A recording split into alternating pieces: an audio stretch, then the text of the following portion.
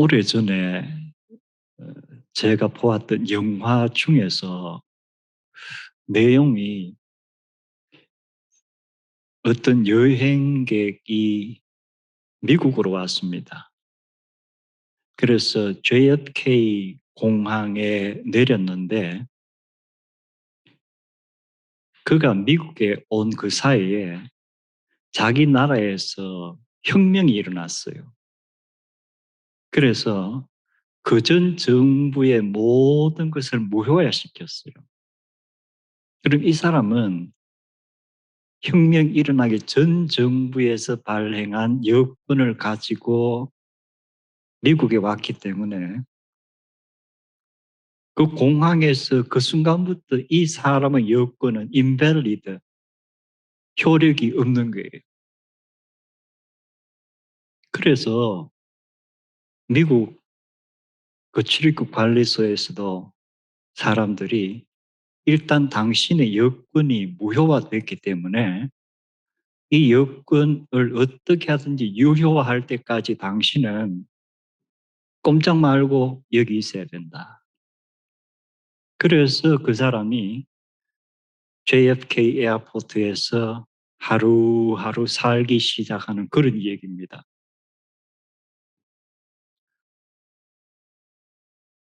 제가 지금 내용이 정확하게 기억은 나지 않는데 2주 전인가 뉴욕 타임즈지의 obituaries에서 부고란이 있죠. 어떤 사람이 사망했다 하면은 그 기사가 실립니다. 그런데 그 부고란에 이야기가 나왔는데 사실은 이 부고란의 사망 기사의 주인공이 바로 그 터미널이라는 영화의 백그라운드 되는 사람이에요. 이 사람은 이란 출신입니다. 그래서 영국으로 유학을 갔어요. 그리고 영국에서 공부를 마치고 이란으로 귀국을 했는데 이란에 돌아오면서 이란 비밀 경찰에게 체포가 된 거예요. 내용은 영국에서 공부하는 동안에 그 당시 이란의 팔레비 왕실에 대해서 학생들의 비밀 결사 저항 운동의 일원이었다. 그래서 체포돼서 고문을 당하고 이런 일을 거쳐서 이란에서 해외로 추방을 시켰는데 패스포드 없이 추방을 시킨 거예요. 그래서 비행기를 태워서 불란스에 떨어졌습니다. 그곳에서 유럽 여러 나라에 자기의 political asylum, refugee 신청을 한 거예요. 그래서 오랜 시일이 지나고 벨기에에서 이 사람에게 난민 허가를 내어주었어요. 그래서 그 서류를 받아서 불란스에 다시 와서 어떤 트레인 스테이션에서 가방을 도난당한 거예요. 거기에 이 난민 허가증하고 모든 자기의 신상 서류가 다 들어있는 거예요. 그래서 이렇게 며칠 방황하다가 파리 경찰이 그를 체포했어요. 그리고 그를 역시 추방시키려는데 이 사람이 아무것도 증명 서류가 없으니까 어느 나라로 추방시켜야 될지 이 불란스에서도 난감한 거예요. 그래서 일단 이 문제가 해결될 때까지 당신은 드골 에어포트의 인터내셔널 터미널에서 머물러라. 그래서 그 사람의 삶이 거기에서 시작됩니다. 얼마 동안 그 공항 터미널에 있었는지 아세요? 18년 정도를 있습니다. 상상이 가요? 공항 터미널에서 18년, 19년 되는 세월을 보내야 했다. 많은 사람들이 인터내셔널 에어포트니까 그 라운지로 왔다 갔다 합니다. 그들은 패스포트를 가지고 있기 때문에 자유롭게 움직이는데 이 사람은 그 드골 에어포트 인터내셔널 터미널 밖으로 나가지를 못하는 거예요. 한 사람이 이 땅에 태어나서 이런 일을 당할 수도 있구나. 우리는 우리의 상황만을 항상 생각하기 때문에 이 세상 여러 곳에서 어떤 사람들에게 어떤 일이 일어나는가를 잘 깨닫지 못합니다. 우리가 성경을 보면은 이런저런 이야기가 적혀 있지만 나의 상황과 맞지 않은 경우는 크게 와닿는 게 없어요. 그래서 오늘 예수님께서 누가가 기록하기를 갈릴리와 사마리아의 사이로 지나가시더라 하는 얘기를 했습니다. 첫 번째, 갈릴리는 인종적으로는 소위 우리는 유대인이다 하는 사람들이 주로 사는 곳이에요. 사마리아는 이 유대인이라고 하는 사람들이 개보다도 못하다고 여기는 원래는 같은 핏줄이었지만 언젠가부터 완전히 이방 민족처럼 그렇게 차별받는 사람들이 사는 곳이 사마리아입니다. 그리고 그 지역 밑에 이제 유다, 그게 또 유대인들이에요. 중간에 끼어 있습니다. 근데 예수님께서 이 갈릴리에서 사마리아 사이로 지나가시더라. 여러분, 이 사이로 지나가셨다는 게 무슨 의미일까요?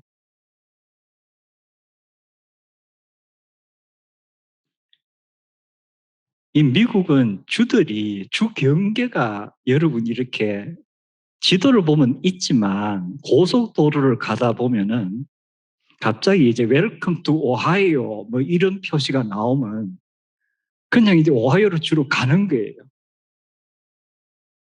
인디애나주로 올 때는 또 웰컴 투 인디애나 해서 그냥 팻말 하나만 달랑 붙어 있어요. 그래서 사이라는 개념은 없습니다. 그런데 왜 누가는 갈릴리와 사마리아 사이로 지나가셨다 했을까? 어쩌면 이것은 geographical definition이 아닌 것 같다. 무언가 social, cultural, religious, political 여러 가지 어떤 difference를 의미하는 그런 내용인 것 같다. 그래서 예수님이 아니면 일반 사람들은 지금 누가가 기록한 갈릴리와 사마리아 사이로 지나가시는 경우는 거의 없는 거예요. 그런데 특별히 이곳에 누가 있던가? 제가 방금 봉독했던 내용에서 여러분 그곳에 누가 있는가 이제 아시고 계시죠?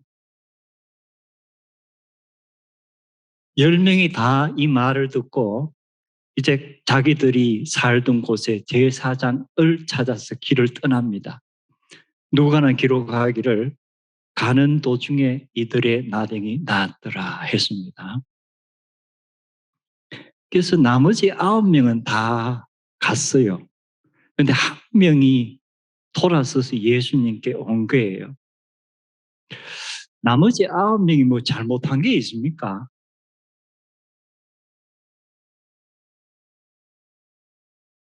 9명이 잘못한 거 있습니까? 잘못한 거 없죠? 예수님께 병 고쳐주십시오 간구하는 믿음과 소망도 보였고 또 제사장에게 가거라 해서 예수님 말씀에 순종해서 가는 그러한 믿음과 순종의 모습도 보였기 때문에 사실 우리가 이 9명의 이 사람들이 잘못됐다는 그런 얘기를 하기는 좀 힘든 상황입니다. 그들은 말씀대로 순종해서 제사장에게 간 거예요. 그리고 아마도 제사장에게 너희들의 병이 나았다 하는 진단을 받고 주민등록증 여권을 다시 재발급받아 가지고 각자의 길로 돌아갔을 것 같아요. 그 중에 한 사람이 예수님께로 돌아왔다. 누가는 무엇 때문에 왔다고 했으면 감사하는 마음으로. 그래서 여기에서 우리가 소망이란 단어도 배경에 깔려 있죠. 믿음이란 단어도 이 이야기의 배경에 있습니다. 그런데 감사라는 단어는 이 한 사람에게 지금 해당하는 것으로 누가는 기록을 합니다.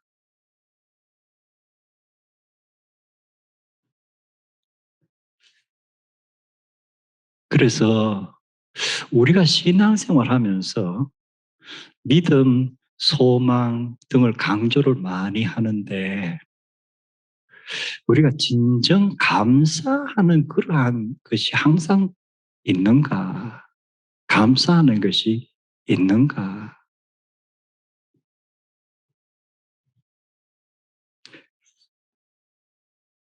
마틴 루터 종교개혁자에게 누군가가 물었습니다. 선생님, 예배란 것이 어떤 것입니까? 마틴 루터가 잠시 생각을 하다가 루가가 기록한 이야기에서 나병에서 나아서 예수님께 와서 예수님 발 아래 꿇어엎드려 감사하던 그 환자의 그 태도가 바로 예배입니다. 예배는 감사가 빠지면은 이건 온전한 예배가 되지 않는 거구나. 제가 한 가지만 더 얘기를 하고 마칠게요. 지난주에 제가 나만 장군에 관한 이야기를 하면서 나만이 일단 자기의 나병이 요단강에서 7번 몸을 담그고 나은 블레싱, 축복을 받았죠. 그런데 육신의 병이 나았다는 것보다 더 큰 축복은 나만이 하나님이 어떤 분이신가 자기 몸으로 체험을 했다. 이 얘기를 했습니다. 오늘 이 누가가 기록한 10명의 나병 환자에게서도 9명은 first blessing, 자기들이 원하던 병이 낫는 축복은 다 받았습니다. 그런데 이 사마리아 출신의 나병 환자 한 사람만이 second blessing을 받은 거예요. 예수님께서 너의 삶이 지금부터 온전하게 되리라. 이 온전이란 단어, whole, 육신의 병이 나음받은 것 이상으로 내 삶 전체가 이제 온전하게 되리라. 평안하게 돌아가거라.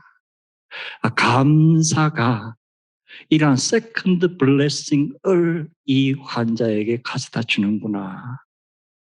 육신의 어떤 회복보다도 더 큰 영원한 영혼의 안식을 얻는 것이 바로 이 감사였구나.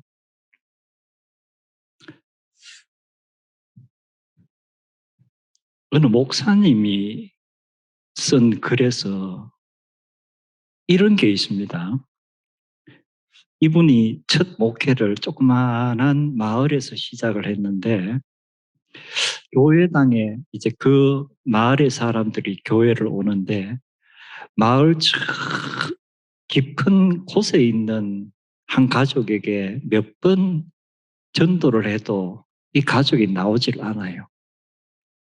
그러다가 이따금씩 그 집에 애들이 이 교회 유년주일 학교에 오곤 했는데 부모님은 한 번도 교회를 온 적이 없어요. 근데 어느 날 목사님이 예배 인도를 하는데 놀랍게도 그 집에 아버지가 예배 자리에 참석한 거예요. 저분이 웬일이지? 그것도 혼자 어떻게 이렇게 교회를 왔지? 예배가 마치고 이제 목사님과 교인들이 인사를 하고 나서 이 아버지가 그 목사님을 찾아와서 이 얘기를 합니다. 이 아버지가 하는 직업이 트럭 운전수예요. 고속도로에 가면 큰 트럭들 많이 다니죠. 참 힘든 직업인 것 같아요. 항상 사고의 위험성이 있는 그러한 직업이죠. 근데 이 아버지가 주중에 정말 클로스 콜, 죽을 뻔했다. 근데 살았다. 그 사고가 나고 나서 주일이 되었는데 내가 어디를 가야 할까? 아무리 생각해도 내가 가야 할 곳은 이곳입니다. 내가 살았다는 감사.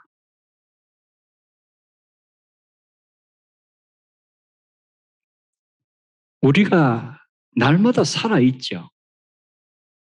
그런데 내가 살아있다는 것을 감사하는 그 마음 때문에 한 번도 예배에 참석하지 않던 그 영혼이 예배에 참석했다는 것은 그 삶에 대한 인간의 무엇을 나타내는 것인가? 매주일 예배에 참석하시는 그 꾸준하고 신실한 믿음 참 좋습니다. 이 목사님이 강조했던 부분은 우리가 매주일 살아있다는 것 자체로 감사할 수 있을까? 여러분, 내가 지금 숨 쉬고 있다는 것 자체로 감사하세요. 그 자체로 이 사마리아 나병 환자처럼 예수님 발 앞에 무릎을 꿇고 감사할 수 있을까? 하박국의 말씀이 생각납니다. 비록 무화과 나무가 무성하지 못하며 포도나무에 열매가 없으며 감람나무에 소출이 없으며 밭에 먹을 것이 없으며 우리의 양이 없으며 외양간에 소가 없을지라도 나는 여호와로 말미암아 즐거워하며 나의 구원의 하나님으로 말미암아 기뻐하리로다.